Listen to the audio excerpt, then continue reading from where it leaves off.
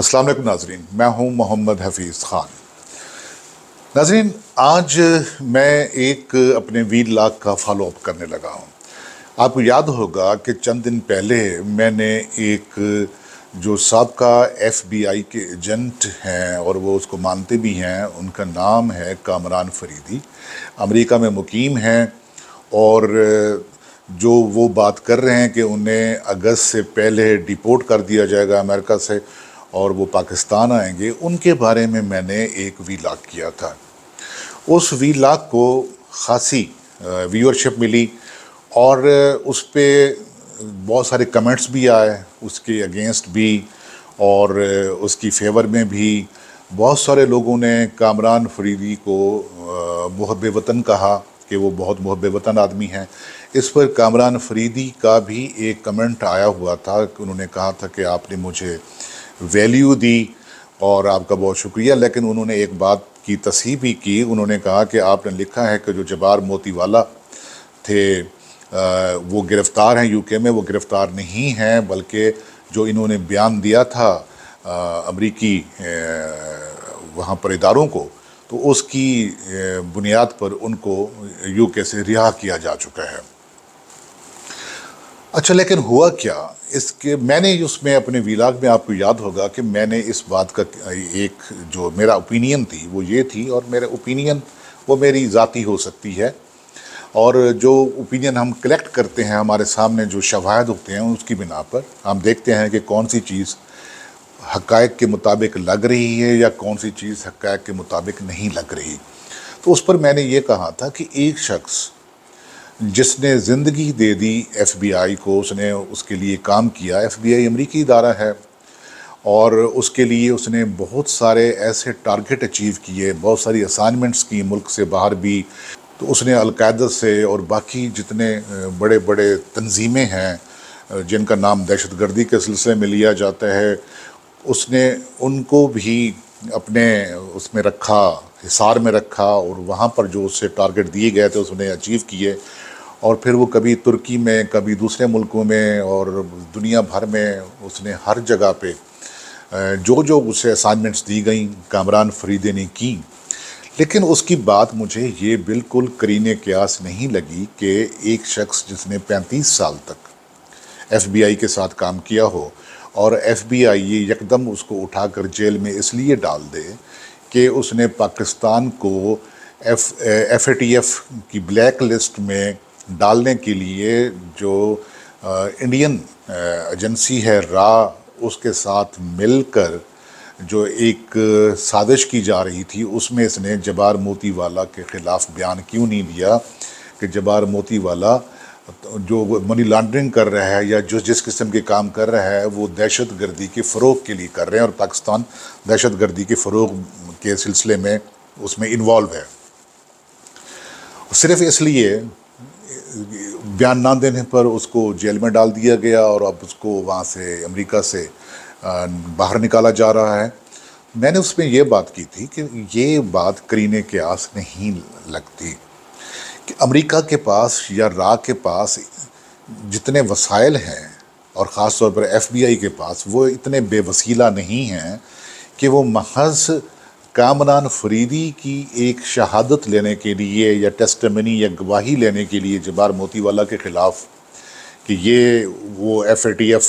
के में पाकिस्तान को ब्लैक लिस्ट करा सके। पाकिस्तान तो ऑलरेडी ग्रे लिस्ट में वो जा चुका था, अब वो उसमें से अल्हम्दुलिल्लाह ग्रे लिस्ट से बाहर आ चुका है। लेकिन ये मुझे नहीं लगता कि सिर्फ़ इस बात पर, और इस बात पर जिस टेलीविज़न चैनल को, यूट्यूब चैनल था रफ्तार, उन्होंने भी इस पे बाद में एतराज़ उठाया था कि ये बातें करीने क़यास नहीं लगती कि रफ्तार में पहले तो मुअज़्ज़म साहब ने उसे इंतहाई मुहब्बे वतन भी करार दे दिया था, लेकिन मैंने उसमें कहा था कि उनकी हुब्बुल वतनी को हमें इस पैमाने पर नहीं जांचना चाहिए। FBI वाले कामरान फरीदी मुहब्बे वतन होंगे, मुहब्बे वतन, मुझे उनकी जो वतन से मोहब्बत है उस पर शुबा करने का कोई हक़ हासिल नहीं है, लेकिन उनकी हुब्बुल वतनी को जांचने का ये पैमाना भी नहीं है कि जो जबार मोतीवाला के ख़िलाफ़ गवाही देने वाला सिलसिला, ये करीने क़यास नहीं लगता। मैंने उसमें कहा था कि अब कोई एक और کوئی ٹارگٹ ہے یا کوئی اسائنمنٹ ہے پاکستان کے بارے میں اور وہ پاکستان آنا چاہتے ہیں اس سلسلے میں کہ ان کا کوئی اپنا ایک نظریہ ہو سکتا ہے، کوئی ان کا پلان ہو سکتا ہے، اور پاکستان میں آ کر وہ شاید سکون کی زندگی گزارنا چاہیں، اور اس سے پہلے جو اپنا ایک ان پہ جو لگے ہوئے ہیں اس قسم کے ایف بی آئی کے ایجنٹ ہونے کے دھبے، وہ اس کو دور کر سکیں اور اپنا حب الوطنی کا وہ چوغا پہن کر آئیں اور یہاں پر بیٹھیں، تو جی بسم اللہ وہ آئیں۔ لیکن میں حیران ہوا کہ ابھی تک جو انہوں نے انٹرویو دیے تھے سنو میں، رفتار میں، اور پھر انہوں نے اپنے یوٹیوب چینل پہ بھی یہ باتیں کی، میں نے ابھی دیکھا کہ ہمارے ایک ریٹائرڈ لیفٹیننٹ جنرل ہیں امجد شعیب صاحب، انہوں نے اپنا بھی یوٹیوب چینل بنایا تھا، اور وہ پاکستان کے جو پرائیویٹ چینلز ہیں اور نیشنل ٹی وی، وہاں پر بھی بیٹھ کے گزرے زمانے میں وہاں بھی وہ گفتگو کیا کرتے تھے، اپنا تجزیہ دیا کرتے تھے۔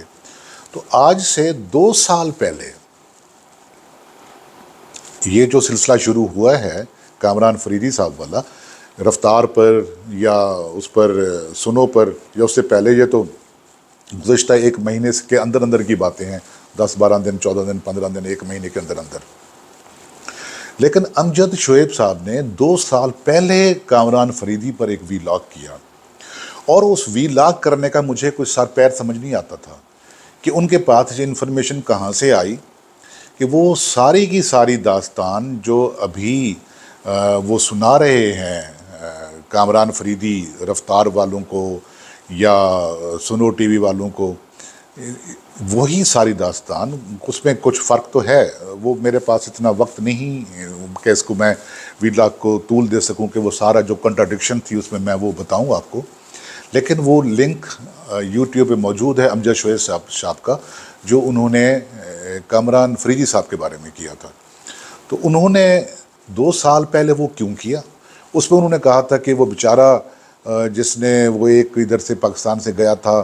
اور اس نے ایف بی آئی کے لیے خدمات دیں، تو اب ایف بی آئی نے خود اسے جیل میں ڈال دیا، تو وہ جیل میں پڑا ہوا ہے۔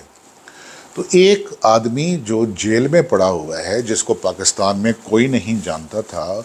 امجد شعیب صاحب نے 2 سال پہلے اس کے بارے میں ویلاگ کیسے کر لیا؟ ان تک وہ ساری انفارمیشن کیسے پہنچی؟ اس کا جواب امجد شعیب صاحب دے سکتے ہیں، لیکن ایک آدمی یا ایک جو انویسٹیگیٹو جرنلزم کرنے والا جو شخص ہوگا، جو بھی آدمی ہوگا، اس کے لیے یہ باتیں یقیناً حیران کن ہوں گی کہ یہ سلسلہ کیسے چلا۔ پہلے امجد شعیب صاحب کا اب ویلاگ آتا ہے، مہینہ پہلے جیو ٹی وی کے جو ایک کورسپونڈنٹس ہیں امریکہ کے، وہ اس پر اپنا ایک رپورٹ بناتے ہیں، پھر ان کے اپنے یوٹیوب چینل پہ تھوڑی سی گفتگو ہوتی ہے کامران فرید صاحب کے، پھر رفتار جو یوٹیوب چینل ہے اس کو وہ 2 پوڈ کاسٹ کرتے ہیں اور ایک لائیو وہ ان کی ریکارڈنگ کرتے ہیں جو چلاتے ہیں، پھر سنو ٹی وی پر بھی آ جاتا ہے۔ تو یہ سب کیا ہے؟ یہ تمام باتیں مل کر جو میں نے اپنے پہلے ویلاگ میں، آپ اس کو سن لیجئے گا، چند روز پہلے کا ہے، جو میں نے اس میں کنکلوڈ کیا تھا، جو میں نے اپنی رائے دی تھی، وہ مجھے اپنی رائے اور بھی زیادہ قرین قیاس لگنے لگتی ہے کہ یہ سب کچھ ویسے نہیں ہو رہا، اس کے پیچھے کچھ اور ہے، جو ہمیں تصویر دکھائی جا رہی ہے وہ کچھ اور ہے، اور جو اس کے پیچھے ہے وہ کچھ اور ہے۔ اب یہ کچھ اور کیا ہے، یہ پردہ غیب سے معلوم ہوگا۔ کامران فریدی صاحب بہتر جانتے ہیں، ایف بی آئی والے بہتر جانتے ہیں، یا ہمارے امجد شعیب صاحب بہتر جانتے ہیں۔ اس میں رفتار کیسے یوز ہوا، وہ میں نے اس پہ بھی قیاس کیا تھا، اور سنو والوں نے بھی وہی ساری کہانی اور وہی ساری باتیں۔ تو دیکھیے کہ پردہ غیب سے کیا وجود میں آتا ہے، اور جب پردہ اٹھتا ہے تو پھر کیا ظاہر ہوتا ہے۔ اجازت دیجیے، خدا حافظ۔